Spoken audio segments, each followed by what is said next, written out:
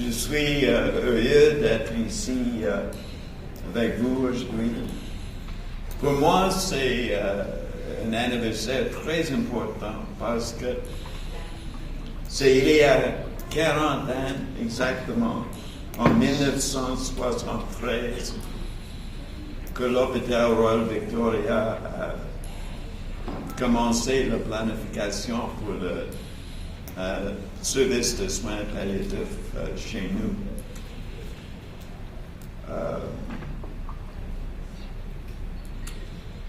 You may use English. Okay.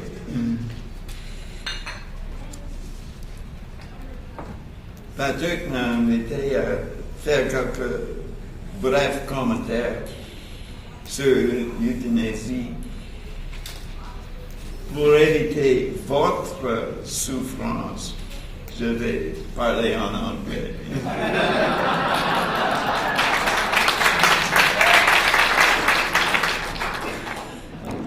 You don't have to clap that loud for that. It's all been said in this wonderful program. But I'm thankful to be here to just make a couple of comments.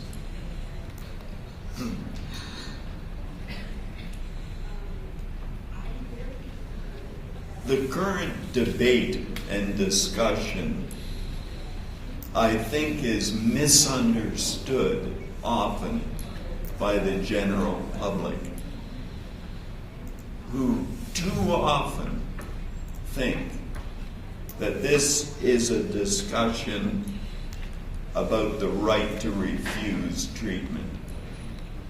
It's not, and we all know that. About the right to stop treatment, about the right to avoid aggressive over-treatment. And I believe that the public needs reassurance that that's not what we're discussing. They already have those rights. And we need to keep saying that. If it's not about that, what is it about? In my opinion, and I've been caring for people who are actively dying for 40 years now, in my opinion, what it's about is the rights of the collective of society versus the rights of the individual. We have a problem, I would suggest, with, in our culture, in our Western world, with the feeling that it's all about me.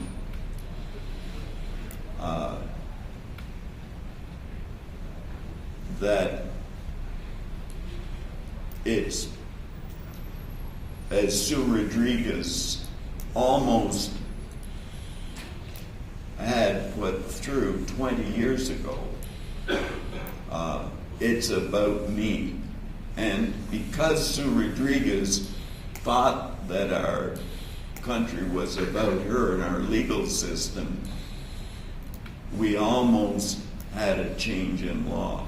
I would suggest that our forefathers knew that it wasn't about me, but it's about us. It's about the rights of society. They understood that because when there was typhoid, when there was yellow fever, when there was the Black Death, when there was cholera, when there was leprosy, there was a recognition by society that our corporate right as a society took precedence over the individual right. So there were quarantine potentials for people with infectious diseases. The point I'm making is that there's a global society concern that takes precedent over the individual rights of Sue Rodriguez or anyone else who feels it's my right to have what I want. Well, who am I concerned about? The problem with euthanasia and legalizing physician-assisted suicide is that it puts at risk the most vulnerable among us. Who am I thinking of? I'm certainly thinking of the handicapped. Why is it every time this comes up in Canada, in Quebec, it's the federations for the handicapped that are first to say no? Why is that? It's because they feel that they are placed in a position of risk once it's someone's decision, once it's legalized to end lives. Because I've been treating the act and caring for and accompanying those who are actively dying for 40 years, I'm concerned particularly about the other group who are very vulnerable, and that is the elderly, and that is the people who are vulnerable and no longer of any use to society or who are dying. Let me just give you one clinical situation that always comes to mind in this regard. A man in his late 50s was admitted to the Royal Vic. He'd been an accountant. He'd been a very active contributor to Montreal. He'd had a great marriage. He and his wife came with him, and I went to see them to admit them to the palliative care unit. She said, "He's tired. I'll speak for him." And she said, "We've had a great marriage. He's been through enough. We would like you to help us right now by letting him die, helping him die. I'll speak for both of us because he's tired. But what we want is euthanasia." And so we talked about our goals and constraints as a palliative care service. I told him that the length of his life was not in our hands, but that to do something about the quality of his life was definitely in our hands. And I'd be very surprised if we couldn't help that. I did the history and physical, went out to the nursing station and wrote up his chart. I wrote the orders. And there was something that bothered me about that interview.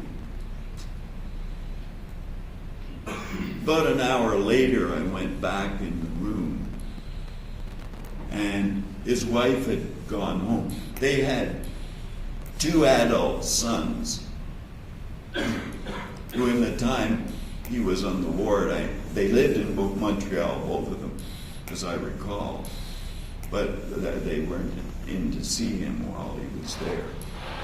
The wife had left and gone home to do the things she needed to do, so he was alone. I went in and I sat down and I said, "You know, I just feel a little uneasy." I was touched by your relationship with your wife, and you've been married so many years. But I'll tell you what bothered me.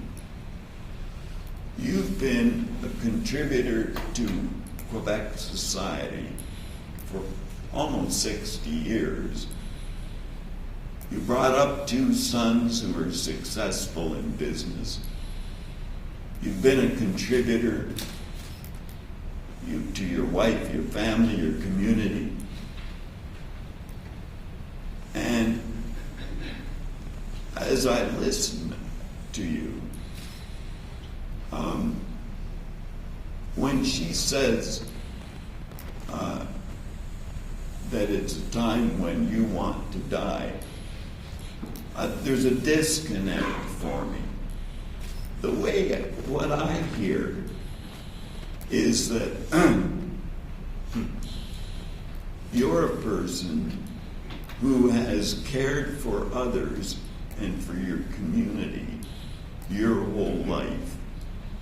And now, when you're at a time of need, you need a community and a healthcare system and a family who will be there for you and care for you and accompany you. You don't look to me like a man who wants to die. You look like a man who wants support and accompaniment. And he started to cry.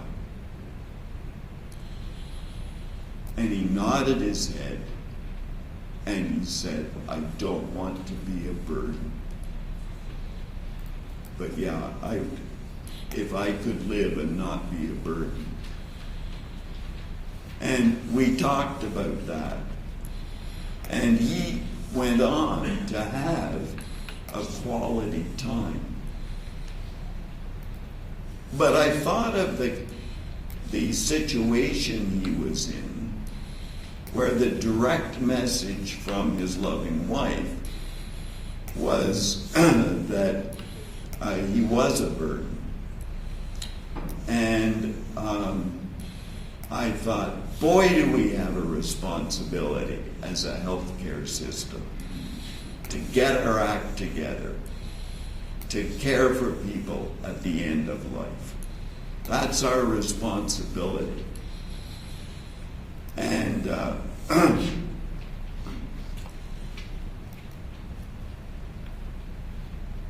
it's one case, but it suggested the power in what Dame Cicely Saunders, who started the modern hospice movement, said when I asked her about her feeling about euthanasia. She said, I am totally against euthanasia and physician-assisted suicide for many reasons.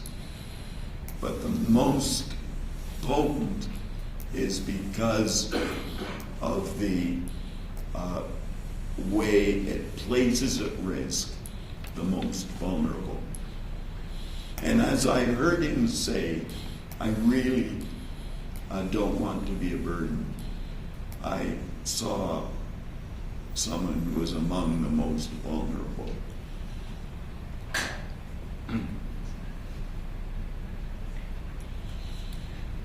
Well,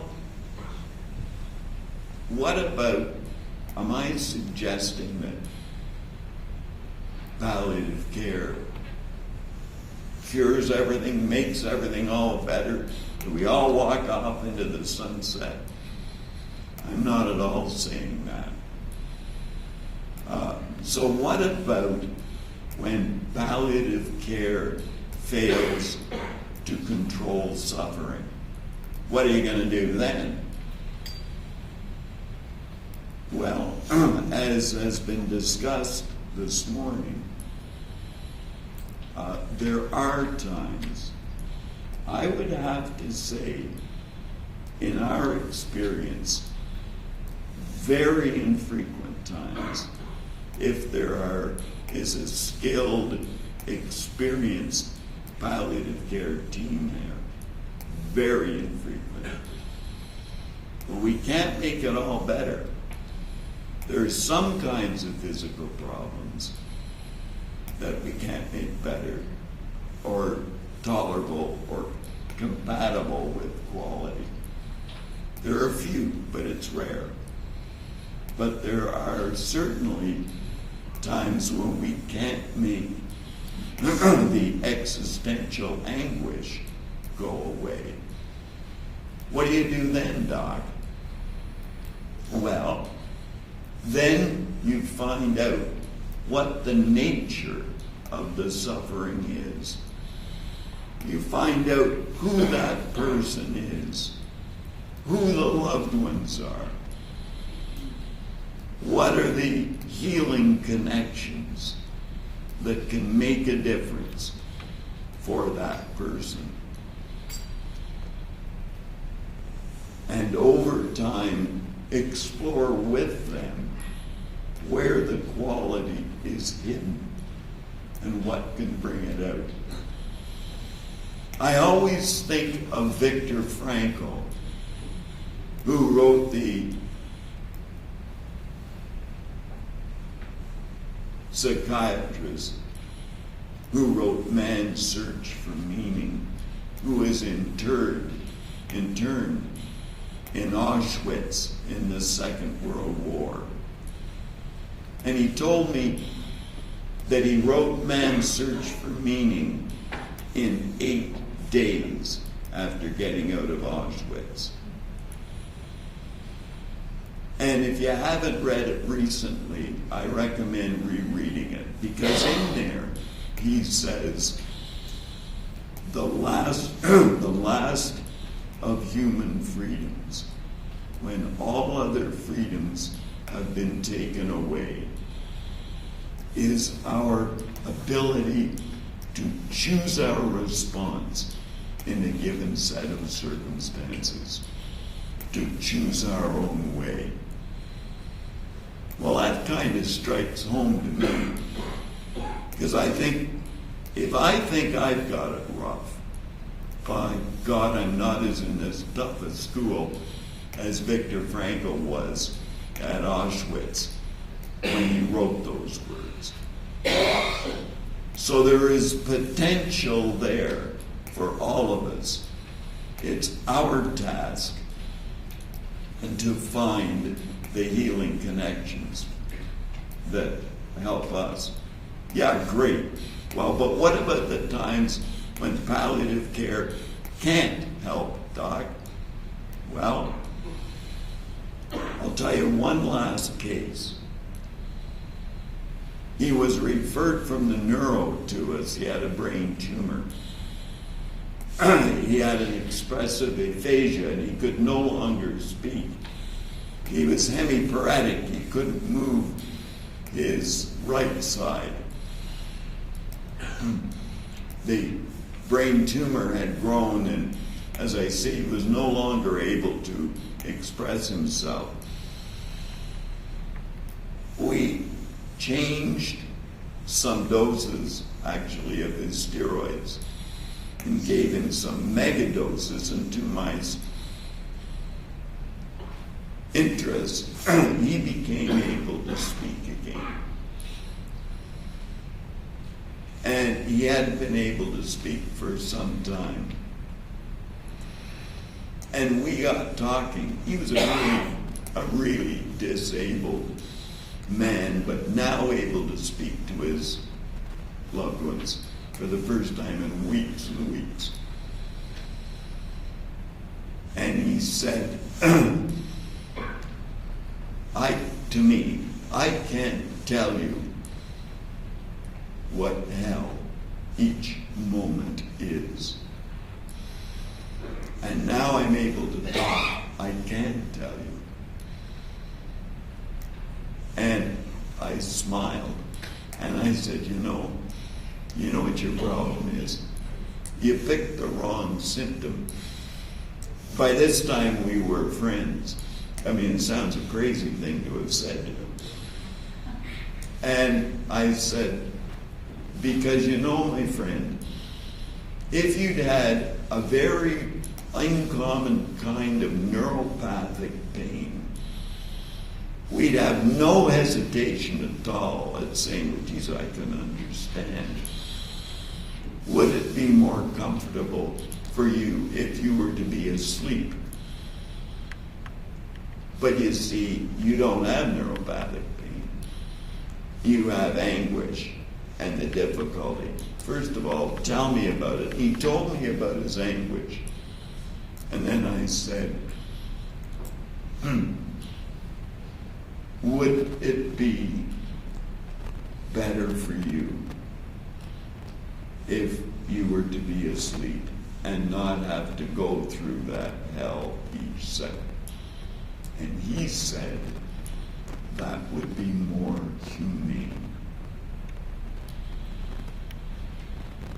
We talked about it with him, with his family, and then we sedated him in individually optimized doses of the medication that we just put him to sleep. And he was relaxed, and he was comfortable, as least as that we could tell. And within, by this time, you'd have to have known him clinically, but he was weak and disabled. Within 3 or 4 days, he had pneumonia. We treated the pneumonia with supportive care to make sure that the cough and the fever wasn't a problem. We didn't give him intravenous fluids. We kept his mouth moist, because that's what you do for thirst in palliative care. If you have a clean, moist mouth, you're not thirsty. You're comfortable. So we gave him good palliative care, and he died within 3 or 4 days. Well, my friends Andy Billings and Susan Block at Harvard said, well, they wrote an article about him when I wrote him up, and said, well, Mount has just done slow euthanasia. And what is the difference between what he did and euthanasia? I'll tell you the difference. Euthanasia and physician-assisted suicide makes it necessary for a society to legalize killing, ending life. It's a switch in goals. What we did was what palliative care does. It's what it's about. It's the origin of the term to palliate. It's to improve the quality of.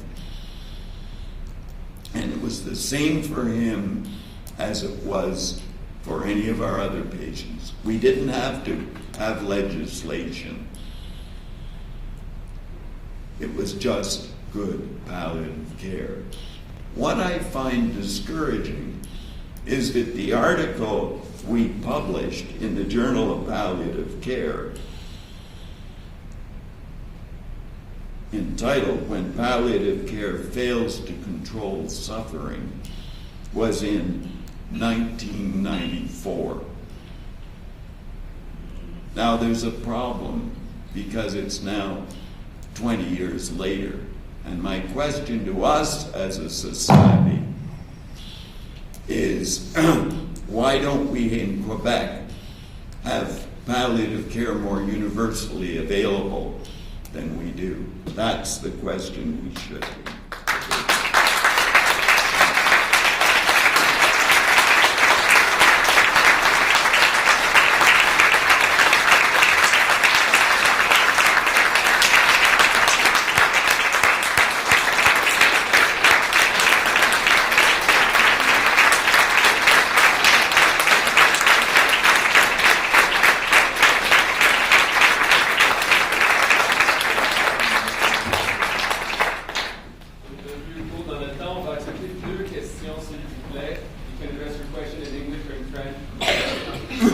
Good morning, Eduardo Varela from Argentina, currently at the Observatoire Quesman et Société. You mentioned the nature of suffering. That subject touches me because it's been all over through human history. Schools of mystery that are in the depth of the way they see life are always mentioning what suffering is there for. And I'm called by the nature of suffering and why people suffer, others don't. No? So the nature of suffering is so much personal. And I also think that consciousness is there always, so especially when we are facing the depart, the moment of significant change, even by being not showing its presence to others. So and you met Viktor Frankl. I propose to reread the book and to gather to think about it. No, with a person who knew Viktor Frankl. But how can we? Is palliative care enough to stimulate that, or we have to deepen it in its knowledge and application to deepen that personal attitude towards suffering and its meaning beyond what we know currently? It's a whole banquet of issues that you've raised. We know that suffering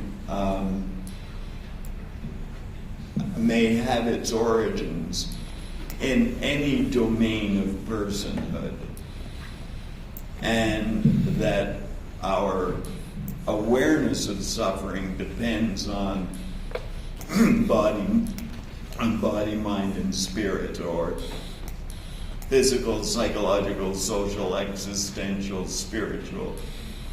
We know that we come as a piece. All our domains are interconnected. So a trigger in one area is going to lower the threshold in another.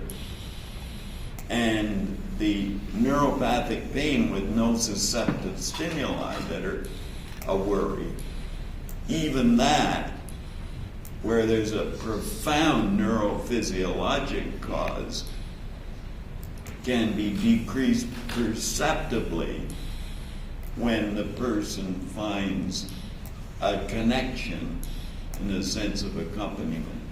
So my first thought is that we come as a whole person, and suffering can be contributed to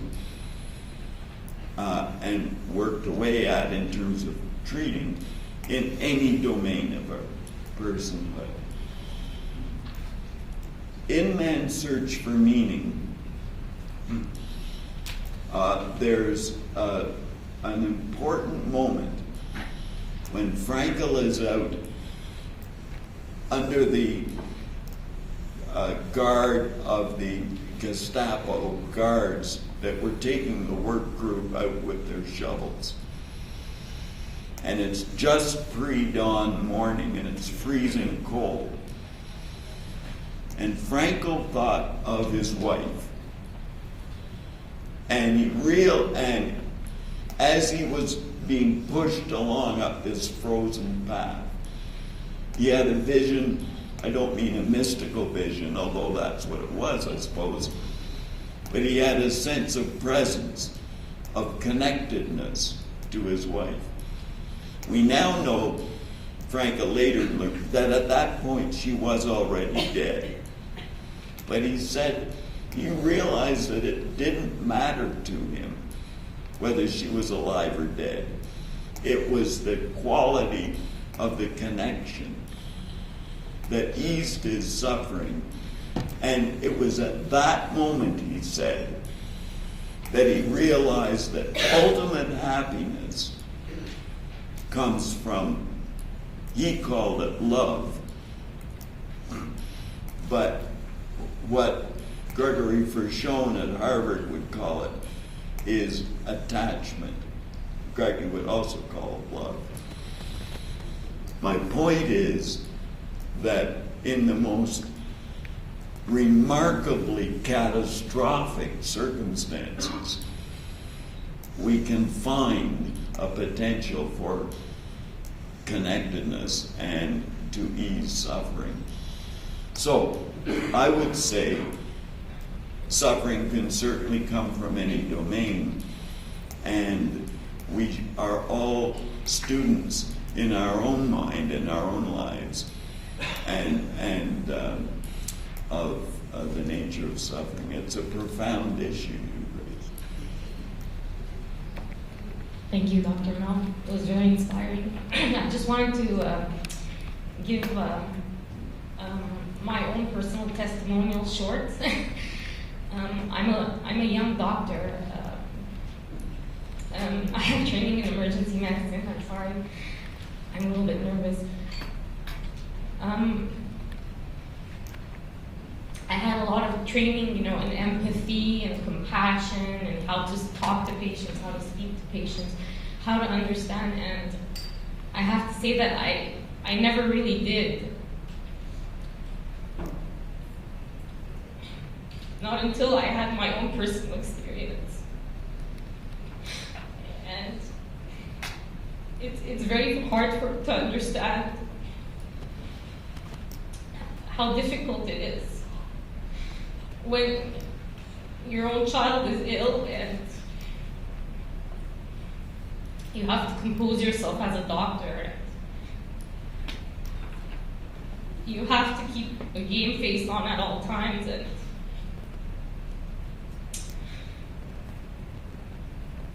the doctors know that you're a doctor, but you become very vulnerable as a patient. And I just wanted to say that I didn't understand how vulnerable I could become until I became that vulnerable, and that's all I have to say. Thank you.